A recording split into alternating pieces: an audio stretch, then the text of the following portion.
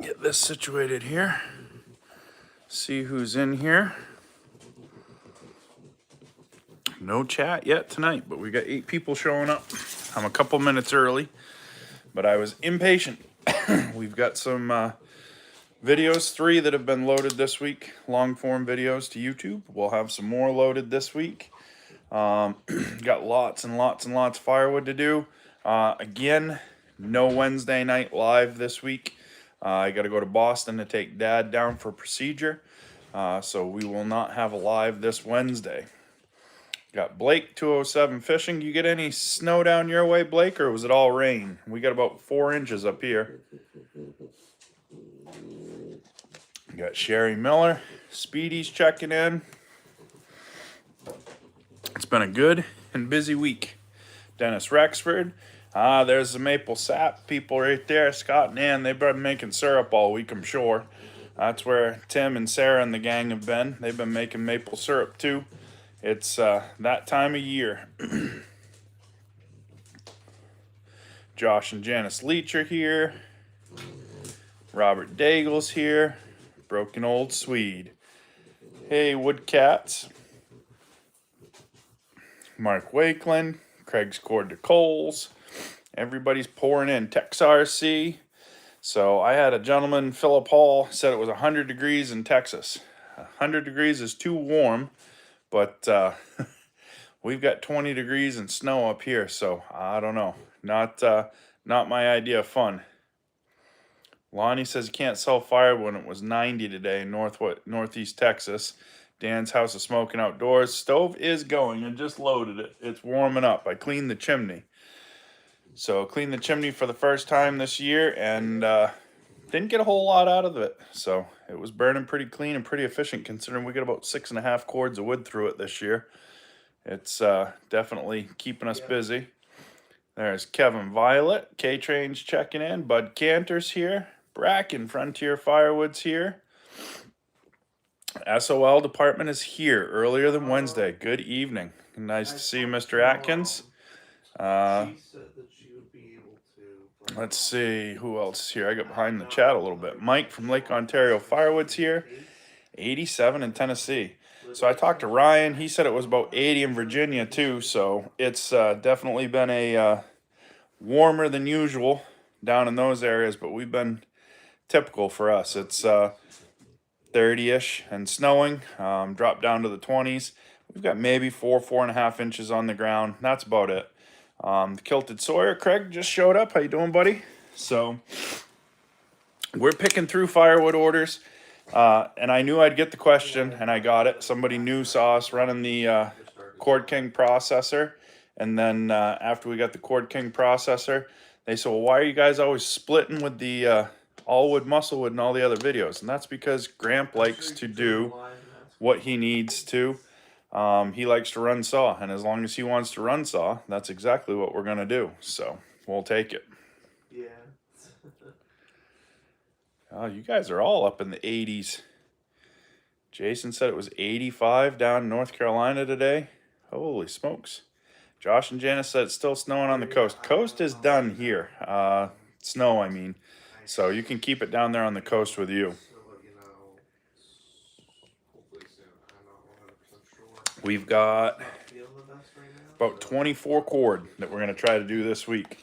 Combination of my wood yard and the new wood yard at Dave's. And we're going to see if we can get that all cranked out and get that done. Shouldn't be too bad with the Cord King. We should be able to make pretty quick work of it. But I'm working on procuring a second dump trailer. That way we can just keep splitting and loading and delivering. So we'll see how all that goes.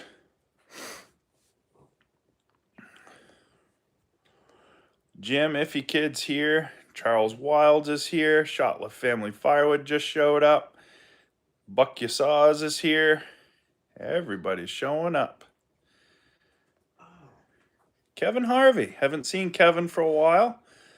Appreciate you stopping by, buddy. I hope you're feeling better. Kevin's had some heart issues and some stuff going on, so good to see Kevin.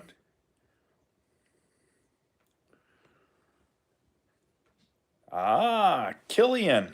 Killian's here. How you doing, Killian? You helping Papa make maple syrup, or are you still working on keeping firewood going? Wayne Bishko's here. How you doing, Wayne? Good to see you. I'm getting behind on the chat. All right, so I had a bunch of questions with the Cord King. I don't know if it was any of you guys, but I'll let you guys all know too. So the Cord King is a gas engine. The only electronics on the Cord King are the push button for the splitter, and there's a solenoid for the saw to engage the saw. Other than that, no electronics.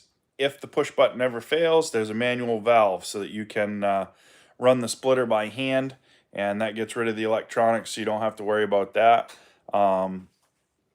One of the other questions I had is what size chain it runs. I believe it's a 26-inch harvester bar, and it runs 404 chain, 20 to 21-inch cut capacity. If you go beyond 20, your outside splits are going to get wide with the repeater because there's no more knives. And the wedge is hydraulically adjustable up and down so that you can change the height of your split. They'll always be about 3.5 inches wide, but you can adjust the height from 2.5 to 7. So all that stuff was questions that came up and things that people wanted to know. So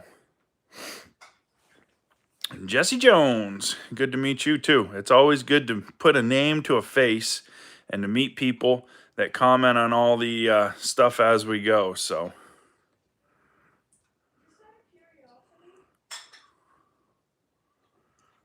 there you go. So yeah, it's the Mid-South Firewood Expo was a good time. Tex RC wants to know what happened to the log father. So that's definitely something that we're gonna get to in just a minute. But first, I want to talk about the next show we're going to, which is the Richmond Expo. That is April 17th and 18th. It's a Friday and a Saturday. We will be there both days. And then after that, if the Cord King does not sell at the show, we will be bringing that to a couple other places where you guys will see it pop up on YouTube so we can get a couple other people to run it and get some feedback. And just some real world experience and some other woods different than what we have in our particular area. So we'll be doing that. So everybody was asking about the log father. So Jeff up in Nova Scotia had his channel hacked and pirated. So he no longer has control of his YouTube channel. He is trying to get it back with Google right now, but is not having very good success. So hopefully they can get that sorted out and he can get his channel back. I always enjoy Jeff's videos. He's a wealth of knowledge, just a super nice guy. He is one of us. He is a wood hound, and it's a bummer when something like that happens. In today's world, everybody is always out for something free and something easy. So if they can slip one by you and pull a quick one, they have no problem taking your channel, holding ransom, doing whatever they want to do with it to try and make it work. But he reached out to me and said, hey, I can't put a video up. Can you let everybody know or try to let people know what's going on? So that's what's going on with Jeff's channel. He got hacked and it wasn't good. And then Daniel Atkins also, Mountain Life with David and Kelsey, had their channel hacked too. So it's definitely something interesting. So 902 Hand says, in the meantime, he started a new channel and he put a link to it there. So there's a link to his new channel. So if you followed Jeff, go on over there, like, comment, subscribe, support him however you can. Try to get all that stuff going, and see what we can get him for subscribers. We won't get them all back instantly, but I bet we could get a good portion of them back. So make sure you go over and give Jeff a follow again, and I'll be sure to do that too. He didn't tell me about the new channel yet, so I'll make sure I go over there after the live and get that as well.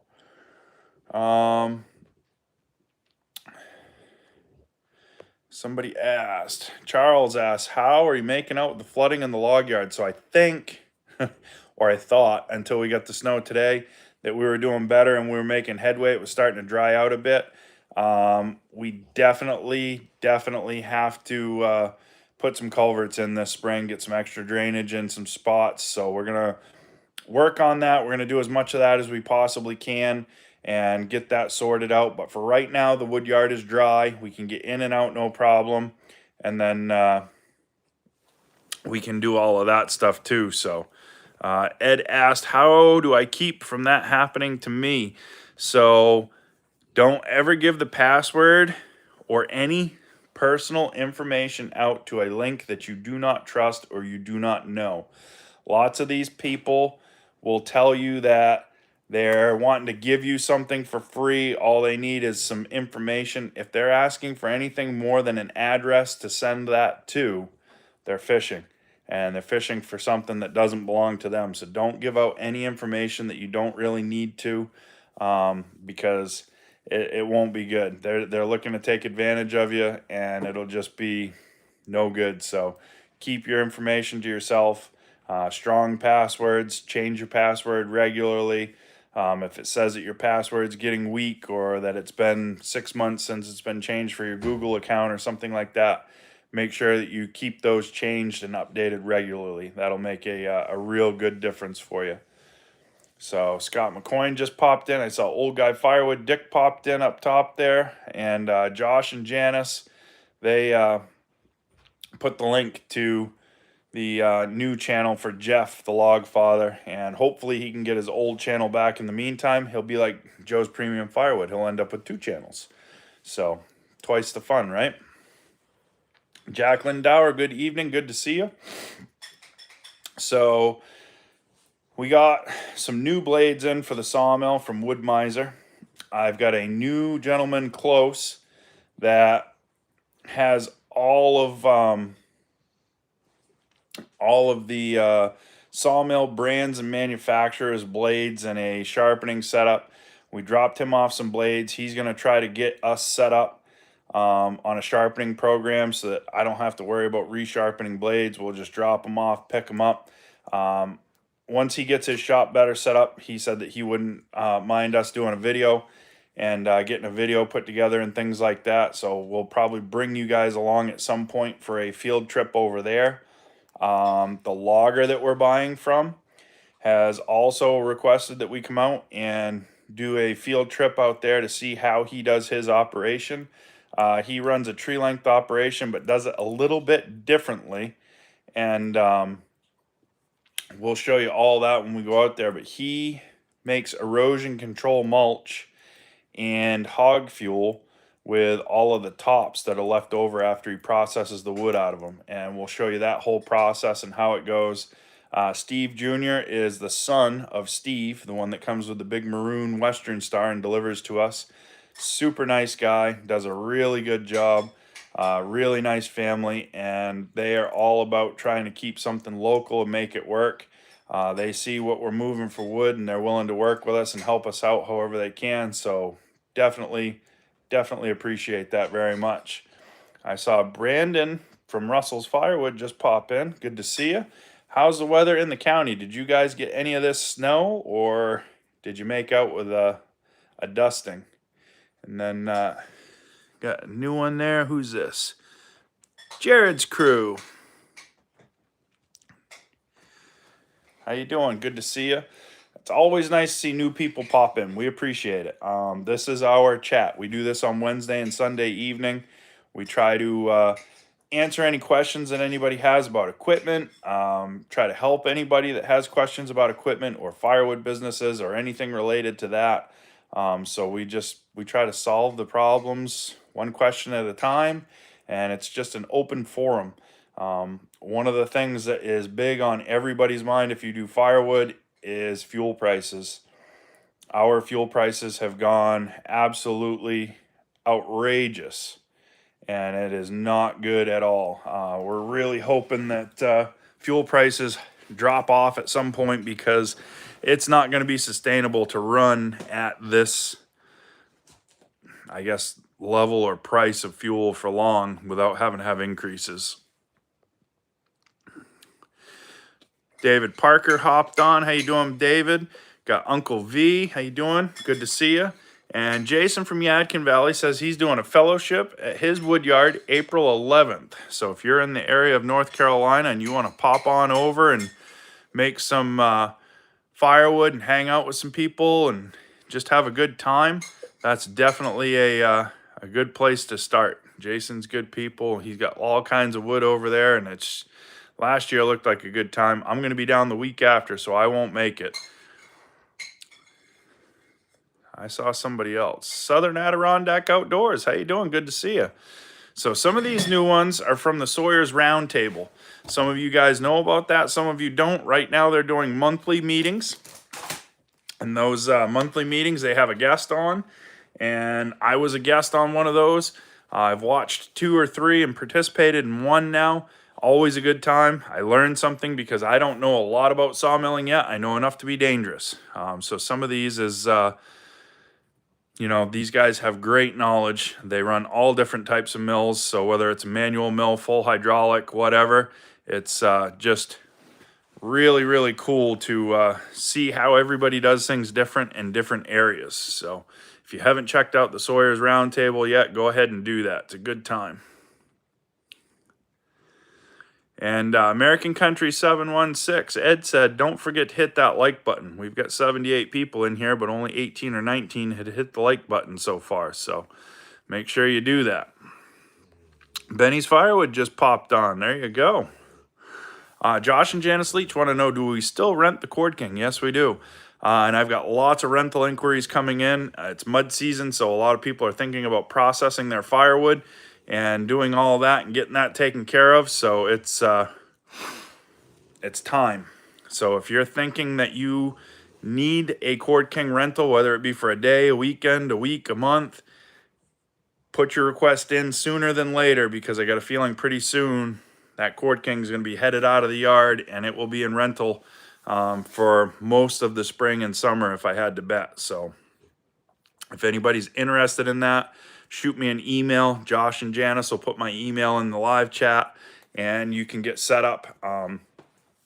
Prices start $500 for a day, $900 for a weekend, or $2,000 for a week. And you have a $1,500 security deposit that will be returned to you once the machine comes back in operating form. So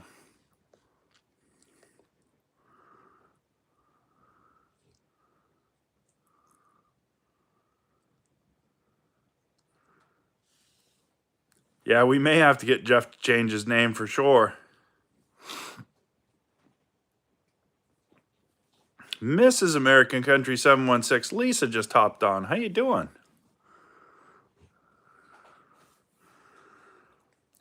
Anybody ever cut wood turning bowl blanks out of some of their firewood poles? I cut a few yesterday to see if we can make a few extra bucks. So if I get a big knot or a burl or something like that on a tree, I've chunked those off and sent them to people that make bowls before. And those bowls, the grain inside those knots and burls can be really, really interesting. I used to have a couple of older guys from the coast down near Belfast area that would come up and pick through my short ends piles. I'd save interesting knots and stuff off to the side, and they'd make bowls and things with them.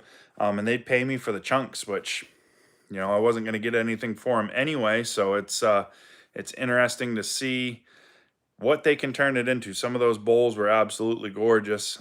They'd make different platters and all that stuff. Matter Family Farms. If we rent the Cord King that much, how are we going to split wood for our customers? Well, we have the all wood, and we are also going to be looking at getting another processor, something a little bigger than the 1820, but kind of along the same concepts. So hopefully later spring, early summer, we'll have that situated and going. I've just got to check off those financial boxes and make sure everything gets to where it needs to be before we go ahead and pull the trigger on that. Wayne wants to know, do you ever go into the woods and harvest trees for your own firewood? Yes, we do. I have a Timberjack 225 skidder, 225D with a 353 Detroit. So we go out and let the Detroit sing, and we'll go haul some wood. haven't started the skidder in about a year, so it's interesting to see how things change. The firewood business has definitely grown, and we have all we can do to keep up with processing wood in the yard. So that answers that one. Yep, Jill from Alaska Woodyard makes bowls. You're absolutely right, Broken Old Swede. Yes, they do. We do still have the Typhoon, but I am told that it may be sold. I'm hoping I can get a few videos out before that goes down the road, but we had a gentleman fairly local to us that's interested, and I think that that may be heading out of the woodyard. And if that is the case, I have a plan. So I want to run my bigger wood through the repeater wedge, and I want to make sure that I keep my firewood real consistent that way. And then my smaller diameter stuff, anything 10-inch and under, I have an idea for a smaller processor that is pretty darn quick. And I think I want to set up a 2 processor setup and then still have 1 log splitter for oversized and naughty stuff. Things that won't go through the processors will go to the log splitter. And we're going to really push to see just how much firewood we can do. Right now, I looked this morning, we delivered 8 cord of firewood between Thursday and Saturday, and we've got probably 45 cords on order for the next 2 weeks, and then all of that other stuff after for our regular customers that we haven't even started. We're going to be just right out straight, and I've got a couple of sawmill videos too. For orders and stuff that we've got to get done. I've got a couple of sawmill orders for some 2x6s, and I've also got an order for some custom cut 5/4, 16-inch wide pine boards for a barn project to match some existing lumber that's already on the building. So we're going to have some of that to do too. It's just busy. We've got camp wood, I've got bagged wood to get going, I've got fire starter orders. There's not enough time in the day, but we're going to put our head down. The days are getting longer. The daylight hours are longer. We are shooting for 6 to 8 full cords of firewood out of the yard every single day, Monday through Friday, and half a day on Saturday. Whatever we get's a bonus. And in between all of that, some bagged firewood and some restaurant wood and just all the other stuff that is already there and part of the business. So it's about to get hectic.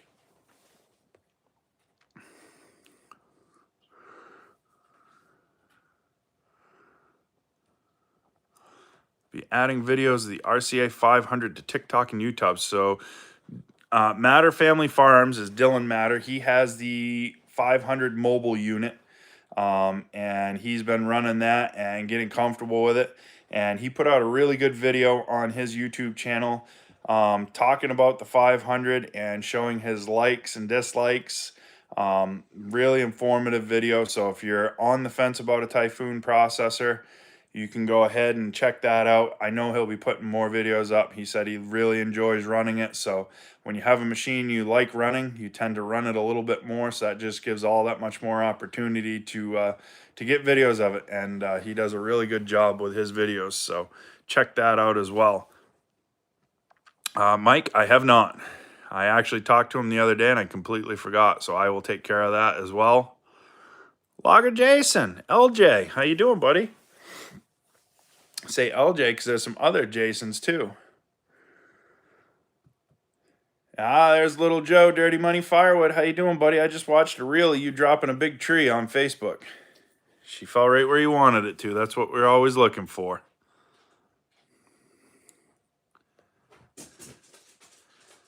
Oh. Yeah, I got customers asking for mulch and stuff already up here, Jason, and it's just not it's not time for that yet. They're gonna have to wait a little bit. Roads are still on weight restriction. I've still got snow on the ground. I mean, it's not mulch season yet. No matter which way you slice it, it's not mulch season. So they're gonna have to wait just a couple minutes. Just a couple minutes. But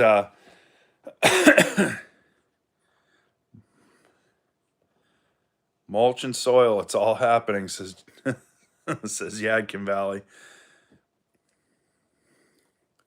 Ooh, Scott's got 3 triaxle loads of logs in the woodyard. Every time I'm collecting sap over there, it makes me cry.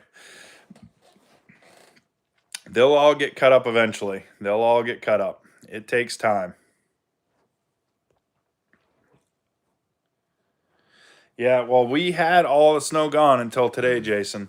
And then we got snow again, but I've still got a couple of people that are insistent that they want mulch. They got houses that they're getting ready to put on market. They want to mulch the beds and get all that situated before they list them so that they can get pictures. So I don't know.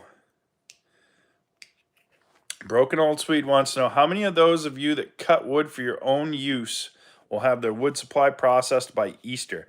I'll have mine cut to length, but probably not split and stacked. So, yeah.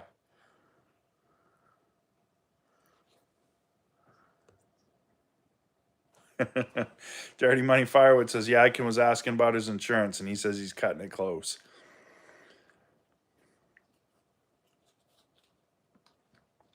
Ooh, Scott and Ann are making a decision. Could be the last year of syrup. Might be some big things going on over at Wise Choice. That'll be interesting to see what they got going on, because I know they're not going to stop. They're going to be moving their efforts somewhere else. I got a feeling.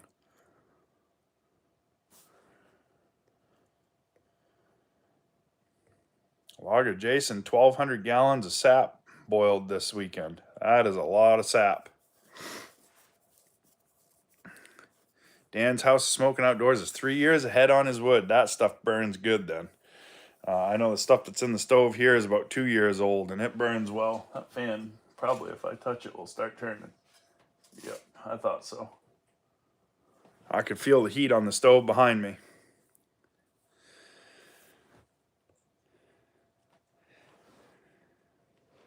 Scott, I don't know about a bottle from the Fountain of Youth. Dave and I, we were talking about it the other day. We're not getting any younger, but it's definitely easier with the machinery. But just holy smokes, so much stuff going on. It's absolutely crazy.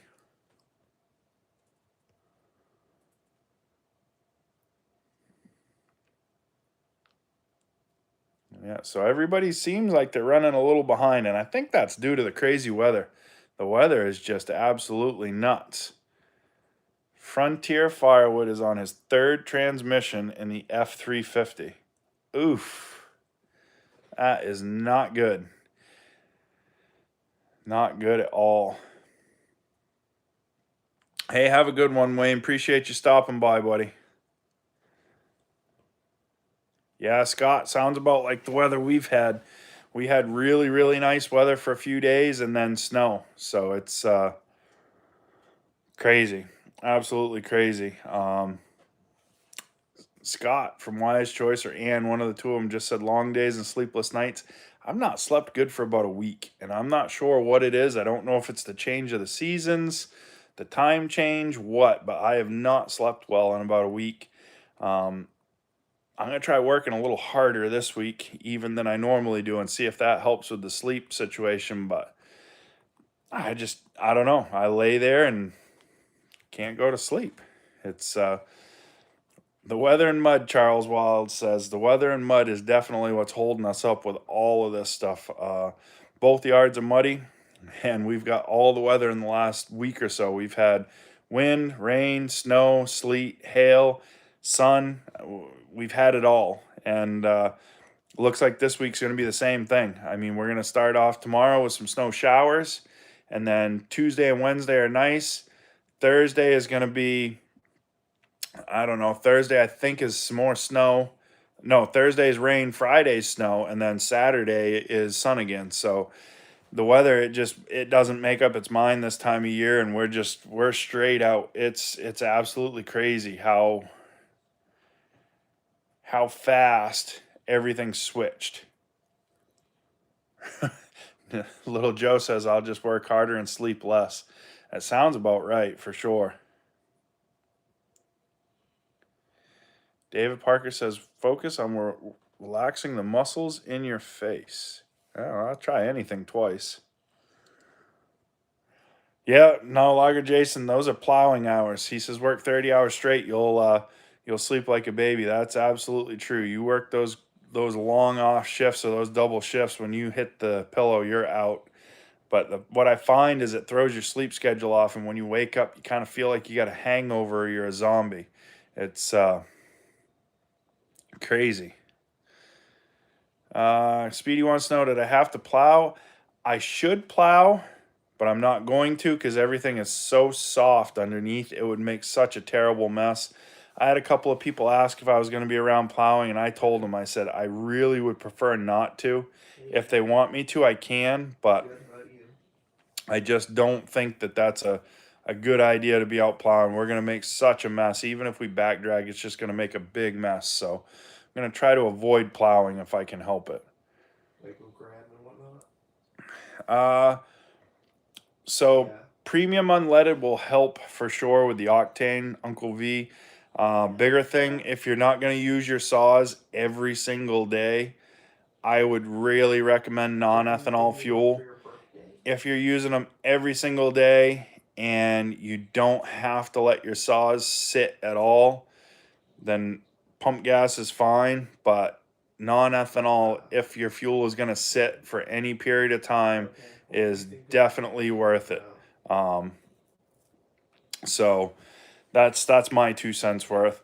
I know guys that run regular unleaded in their saws all the time. They work them in the woods. They buy a new saw every other year, or a couple new saws every other year, and they have no issues with it. I try to run at minimum premium, but I really like non-ethanol fuel just because it's stable. So if it has to sit for a while, you don't have to worry about it. I know everybody is fussy. Like Jason from Yadkin Valley Outdoors, he's got 112 chainsaws. Some of them don't get run for a long, long time. So it's, you do what you got to do.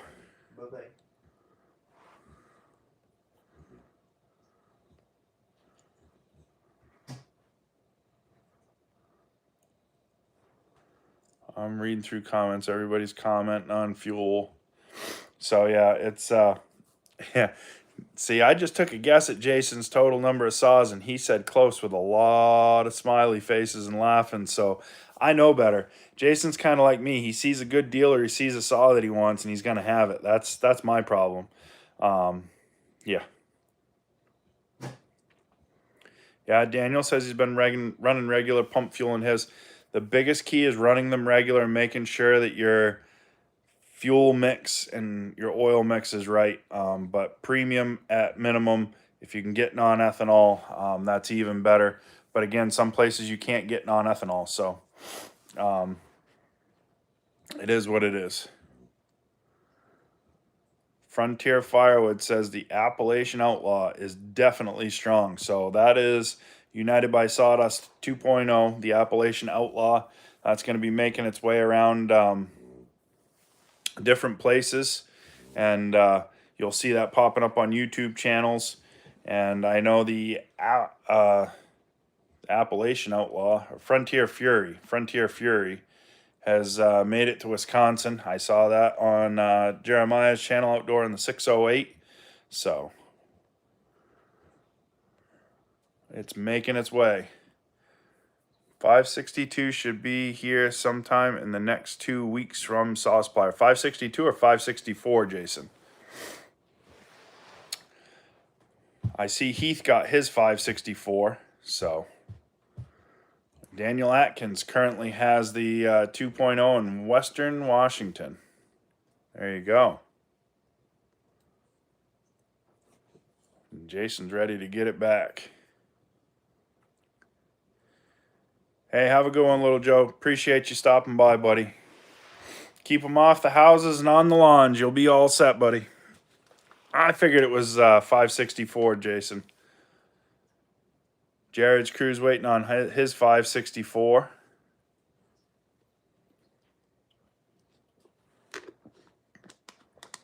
Yeah, corn is for husking, not for burning. That's for sure. Another government subsidy plan well thought out that caused more issues than good, I think. That's just my 2 cents worth with it. But when we go to Expo Richmond, I've got a couple of goals in mind. Cord King is the only one down there that I'm going to be helping out. So we're going to go ahead and work with Cord King, but I'm going to take a day and we're going to walk the show. We're going to get a lot of video footage, and I got a lot of questions to ask at a couple of different places, and we're going to bring you guys along when we do that.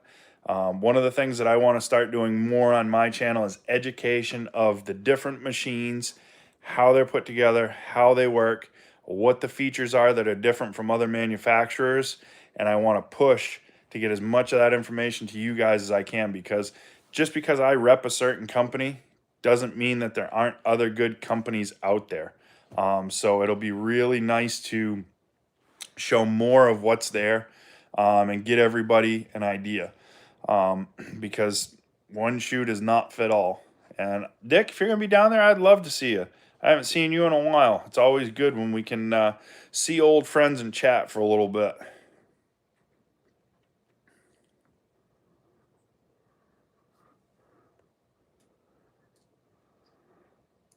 Let's see here. If you think about it, 99% of the gasoline is used within a few days to a week, so it's only a problem when it gets to the small engines and sits around. That's absolutely right. So Josh and Janice saw my reel on Facebook. Dave's skid steer got 2 flat tires and a cab full of salt. So the salt we keep in a Connex box, and there's a pretty good lip coming in. You have the little hooks on the side where the container locks go in, and with the ground being muddy, the skid steer slid and it hit the front tire and popped the front tire off. And when the back tire came to come up in, popped that one off too.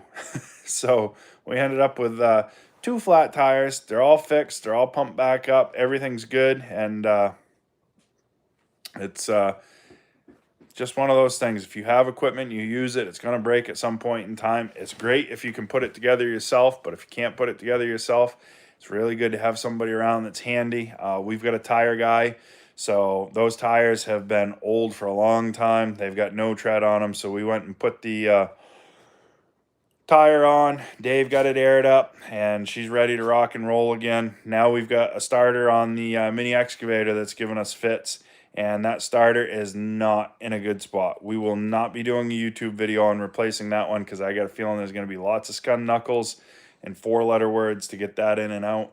But we're going to have to do it.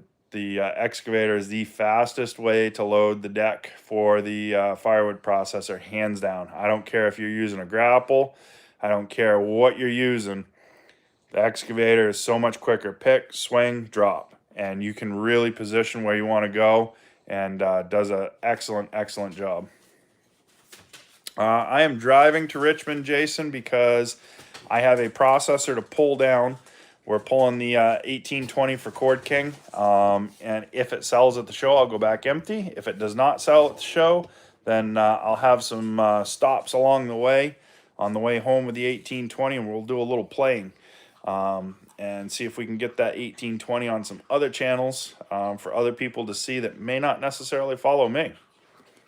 Davey's logging. We thought you might have fell in a snowbank or something. We haven't seen you in a while. Good evening, brother. Good to see you. Have you got bare ground in New York yet, or are you still trudging through the snow? Because I had bare ground here in Maine until today, and we got 6 inches of wet, heavy snow, so it didn't last very long. But that's all right. We'll survive.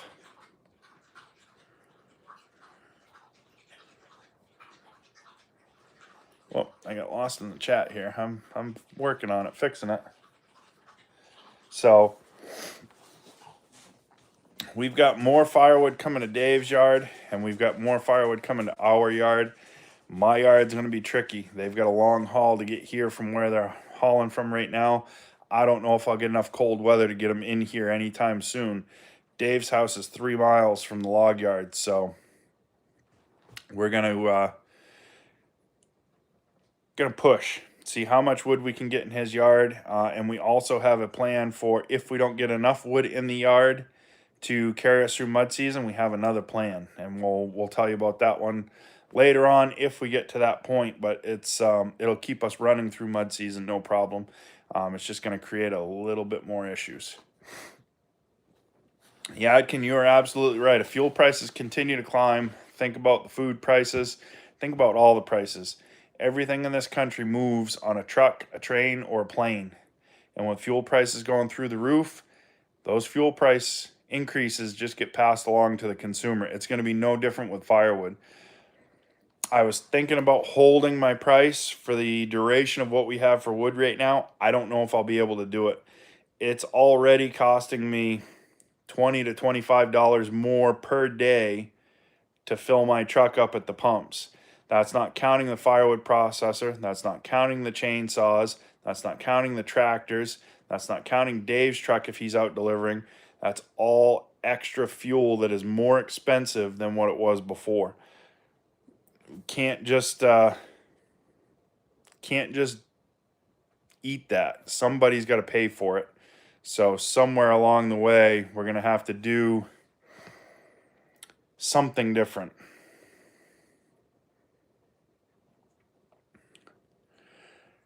Yeah, Logger Jason says, at what point will firewood prices go up? Trying to get around the weekend warriors. So the problem that I have up here, Jason, is I've got two big logging companies that piled down a whole bunch of tree length firewood. They can't move it because the roads are posted right now. So what they're doing, they're cutting that firewood on their landings and they're going and delivering it and they're selling it for cheap. Everybody around here is about $3.25 a cord for green hardwood. They're selling it for $2.50 a cord, cut, split, and delivered. I'm not going to sell wood for that price. I can't sell wood for that price. I will be losing money with every cord that leaves my yard if I pay $2.50 a cord. If I had more money and I hadn't gone and bought all the tree length that I bought, I would go ahead and I would actually buy their cut and split firewood and resell it. Because if I can make $75 a cord to just put it back on the truck and go deliver it, it's almost worth it. I don't make quite as much, but I'm not having them flood the market with cheap firewood so that everybody's going, oh, well, the guy down the road's selling it for $2.50 a cord. That's great for him. If he can do that and he wants to do that, then, fantastic. But for somebody like me that's trying to be in business next year, I know what my fixed price is. The easiest way to figure firewood, and I don't care how you're doing it, whatever you're paying for green tree length logs, you got to double that price. That's your green cut and split price. So if you're paying $150 a cord for logs, you should be $300 a cord cut, split, and processed. It's definitely making it hard when guys are out there selling wood for that. Yeah. Oh, Dan's House Smoking Outdoors. I've got guys that are selling it way, way, way too cheap as well. It's not good. I mean, what it does is it makes a big discrepancy in the market, and all that does is makes so much more controversy when a customer is looking for firewood and they see the price spread in such a range. If everybody's usually pretty close, it's no question. Everybody will buy their firewood, they'll go on about their day, and it's not a big problem. But when you've got one guy way over here and another guy, he's like out in left field somewhere, not good. Yeah. Yeah, down on the coast, Davey, they make big money for firewood. So every once in a while, I go over to MDI, Bar Harbor area. They don't care what it is. They will pay whatever you want. And once you cross a bridge, I tell everybody, when you cross a bridge, you can double your price. And you can, but you got to deal with the traffic down there in the summertime, and it's almost not worth it. We used to sell quite a bit of firewood down there. And recent years, I've stepped back from the island just because it's such a hassle with the traffic down there. Such a hassle. Yeah, Dick, Old Guy Firewood, I completely understand. We've had a bunch of people get into firewood here. A lot of logging companies that were selling tree length and firewood poles have started their own firewood businesses, and they're selling too cheap. They really are. It's too cheap. Davey, I'd believe it. For good dry firewood, I would believe that in a heartbeat. Hey, have a good one, Bracken. Appreciate you stopping by, brother. So that's the whole thing. I mean, when you look at touristy areas where it's a lot of summer homes and it's people that are just coming up to enjoy, They do not want to hassle with anything. If you can give them matchstick ready firewood, if you can bring it right to their fire pit and stack it, if you can do all of that stuff, you're going to be all set. You'll have way more work than you know what to do with. Yeah, Iffy Kid, you're absolutely right. The weekend warriors, the weekenders, whatever you want to call them, all of the blue collar markets, they've usually got somebody to compete with that's doing it on the weekend on the side for some extra cash or whatever it may be. And it's so hard to compete with those guys. They're not paying for insurance. They're not paying for logs usually. It might be a buddy cut some trees or something like that. They're not paying for all the stuff that we've got to pay for to operate a legitimate business, and it puts us at a serious disadvantage.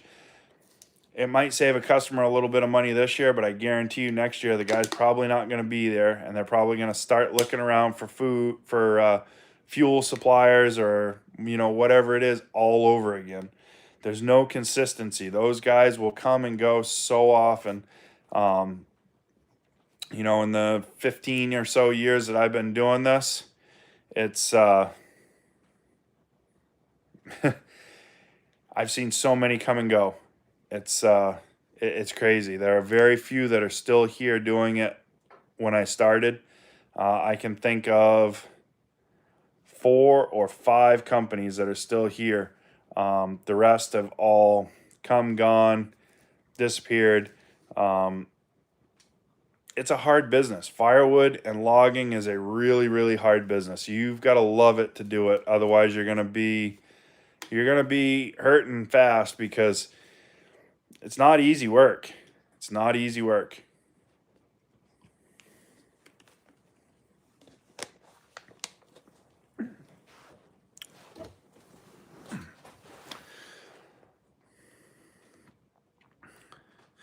Davey says terrible shortage of loggers.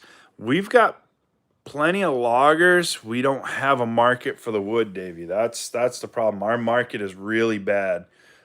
So it makes it hard.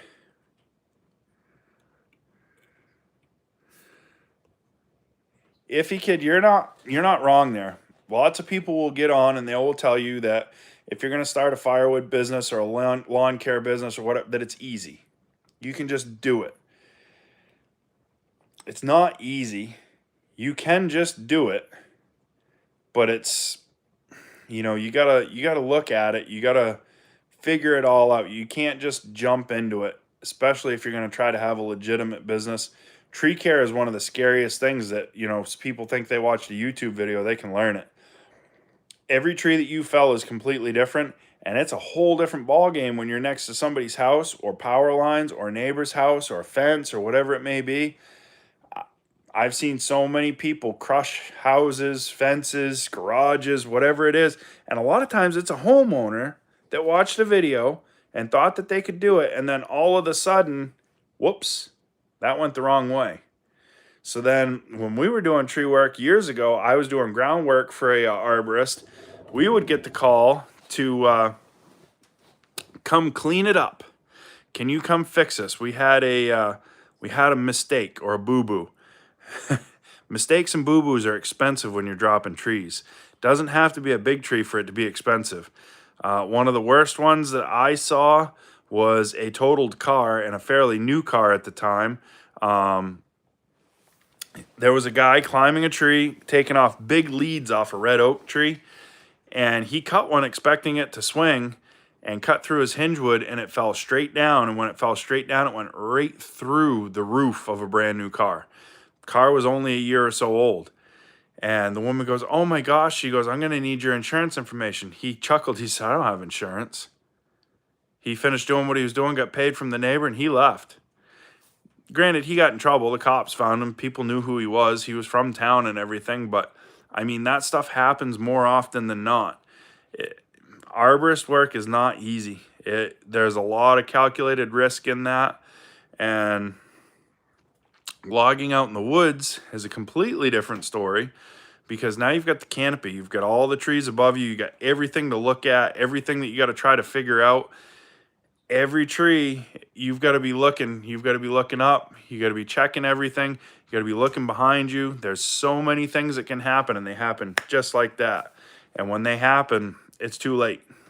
I mean, I've had some scary times in the woods. I think anybody that's worked in the woods for any amount of times had some close calls or some injuries. It's part of the game. It really is. As sad and weird as that sounds, it's just, that's part of the game.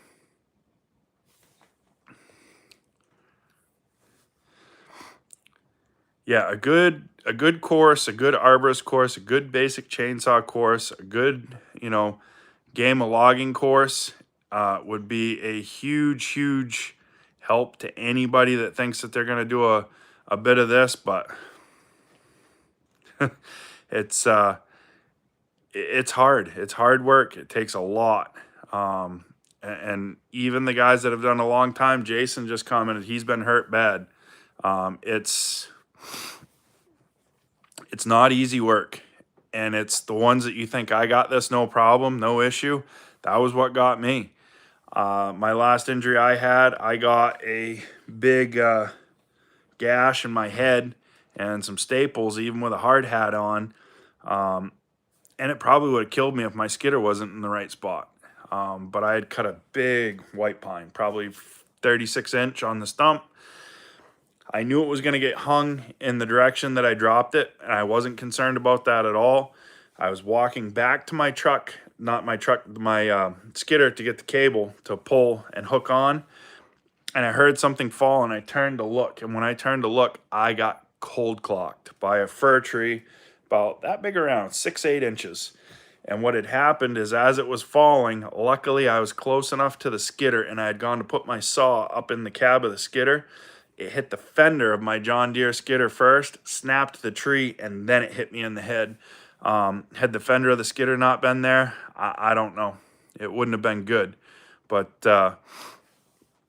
it's one of those deals. If you're doing it, you're gonna have issues at some point. You're gonna have problems, and it's just, it's one of those things. It's and like Davey said, you're not necessarily trying to prevent somebody from doing it. What you're trying to do is you're trying to keep them safe. If you really are serious about going into logging or arborist work or anything like that, it's so much better to ask somebody with experience some questions, to watch, to learn. It's all stuff that takes time, and you're not going to learn it overnight. And no matter how hard you try, you're not going to learn everything. There's going to be stuff that you learn every single day. I've been running saw for a long time, and every once in a while something will happen, and I'm like, how in the world did that happen? But when you look at it and you start going through and you start looking at all that stuff, there's just so many variables. I mean, it's crazy to think about it.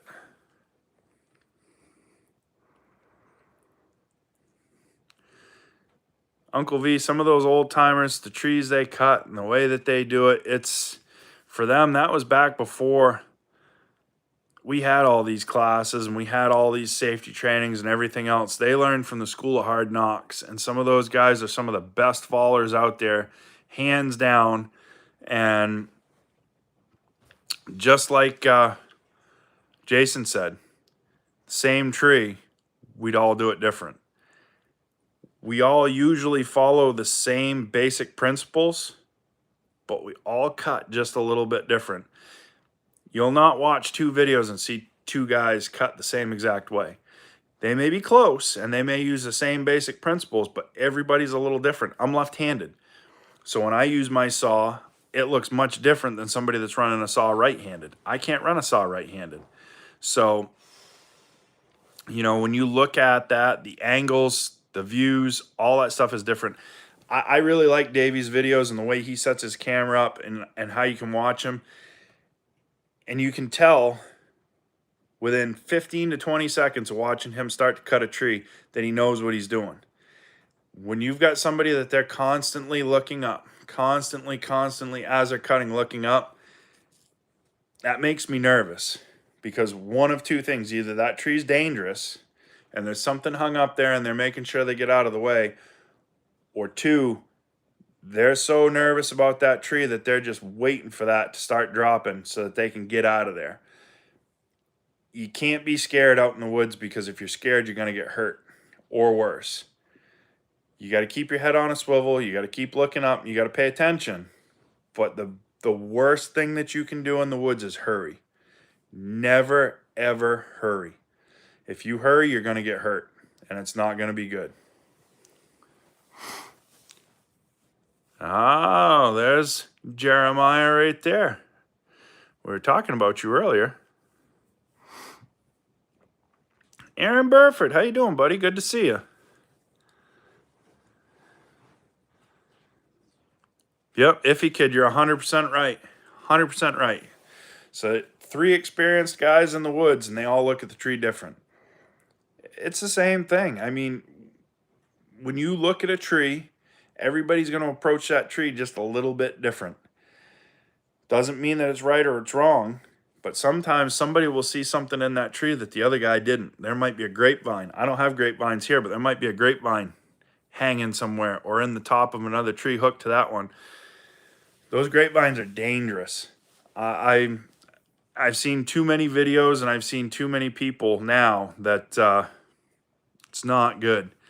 So, always, always, always try to pay attention. That's the biggest thing. And what I was told right from the start is never, ever, ever hurry.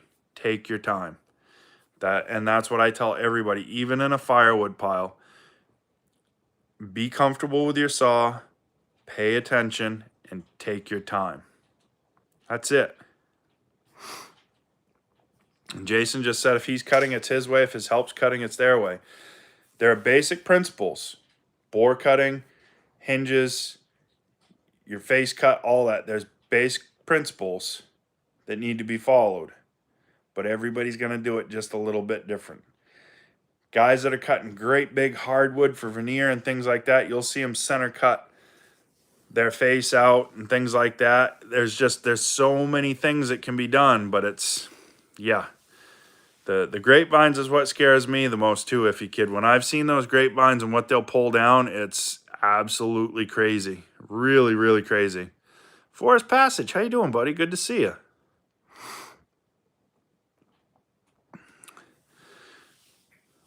Yeah, so Uncle V, what you'll notice, West Coast and East Coast fallers fall a little bit different. And then you have guys that are arborists, and you have guys that are production fallers. And then you've got guys that are working on the actual ground that they're cutting timber on. So if the operator's skidding and cutting for themselves, they're going to cut different than a production faller that's falling for a crew that's going to come back with a yarder or something like that. When you're production falling on a hill, those guys lay down a pile of wood in a hurry. They're running big, long bars. They're notching the front. They're back cutting them if it's a small enough tree, and they're going. Very few times, if you watch those guys production falling on the hillsides, do you see them bore cut a tree unless it's too big to make a single cut through. But that's, again, it's different situations. It's different scenarios. When those guys are production falling on those hillsides, you've got a guy 300 yards the other way. You don't get very close to them, and you're working away from each other as you make your rows across the mountain. It's so cool to see the different ways that people do it. And, there's no rush like cutting a great big tree and having it go right where you want it to go and hit the ground right where you wanted it to land. And, if you got to steer it because there's a fork in it, you don't want it to split. We're all adrenaline junkies in a way, but the biggest thing is do not hurry. Take your time. Take your time, take your time, take your time. If there's nothing else that you remember from anything else that anybody tells you, it's take your time, don't rush. Yeah, Jason, those vines scare me to death. I've seen videos, shorts and stuff, and YouTube videos, and I've heard stories from loggers in areas that have those grapevines, and that's just dangerous. They'll travel so far, and you don't know what tree they're tangled in or what they're going to pull down with them when they come. They're crazy. It's not good. Luckily, I don't have those up here, but there are a lot of them in the south, that's for sure. That, and like if you get into brambles or blackberry bushes or thick underbrush where you can't really walk, you got to clear yourself apart. You gotta clear yourself a path. You gotta make your way around and keep everything out from under your feet so you can actually move. Because if that tree's hollow in the center for whatever reason and you don't know and you go to cut and it starts to go, you got to get out of there. But if you don't have a path, where are you going to go? So always make sure you have an escape route in at least a couple of different spots from that tree if possible. Shot lift cutting with a machine is safer. There's still risks involved even with a machine, but it definitely is safer. That cab is going to protect you a whole lot better. But you still there's dangers with any of it, but hand falling is definitely much more dangerous than being in a machine. But there's timber that you can't cut with machines. They're too big.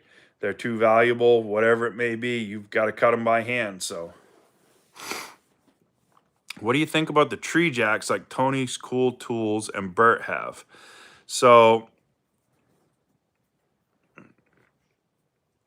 yeah, the tree with the vine's not the issue. Davey's right. It's the where it goes after it gets out of that tree. But those tree jacks are nice, and the tree jacks work pretty good on smaller timber especially. I've not seen them used a lot on bigger trees, but like if you look out on the West Coast, they'll cut notches for a bottle jack, and they'll jack with bottle jacks to tip big trees over. Anytime you can use some mechanical advantage to push that tree, that's why people use wedges. That's why some guys use a diesel powered wedge like a skidder. I use my skidder quite a bit and I'll use the arch to push. Mechanical advantage is your friend. That tree is a big lever. Whatever you can do to make that lever act in the way you want it to, that's where you really got to push towards.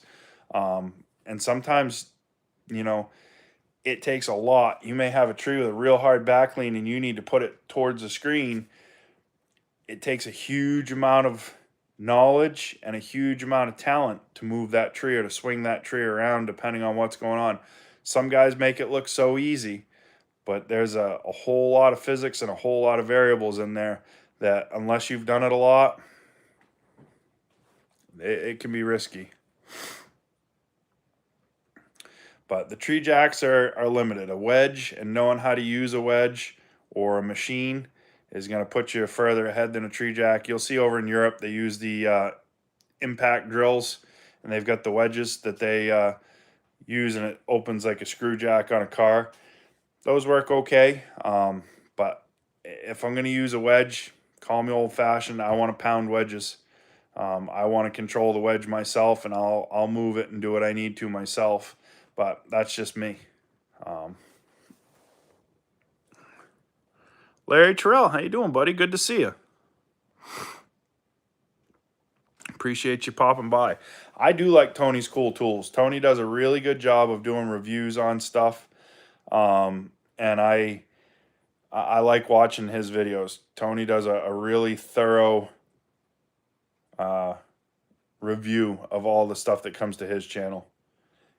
Hey, Dick, have a good one. Appreciate you stopping by, buddy. Remember, no live on Wednesday. Wednesday, I got to take Dad for a procedure at the cardiologist in Boston, so we will not have a live on Wednesday. We'll be back on Sunday. We will have some long-form videos and some shorts out this week, though. Finally got the video situation straightened out, and from the view counts I've got, I'd say people missed us, so that's a good thing. But we'll have plenty more going. You'll get sick of seeing the processor and the all-wood because we've got firewood, and more firewood for a while.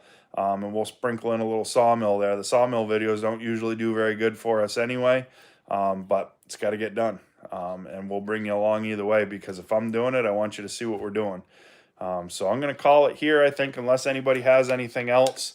Remember, just like always, a little bit every day goes a long way. Help someone if you can, and we'll do what we got to do. Have to find something else to watch for the hospital bed. Thanks, Tex. I appreciate it. Hopefully, Dad, just a quick thing, no problem whatsoever, and we'll get him back home and get him taken care of. Jason from Yadkin Valley is hoping to do a live Tuesday at 8 p.m. Eastern, so he'll have something going there. So pop in and check out Jason. Have a good week, guys. Stay safe. If anybody has anything, you guys all know how to find me, how to reach me. Let's hope that Jeff in Nova Scotia, the Log Father, can get his channel back and get that taken care of, and if not, then we'll support the new channel, and we'll do whatever we can to push everybody over there and make everything work. But we'll see you guys on the next one next Sunday. Have a good one.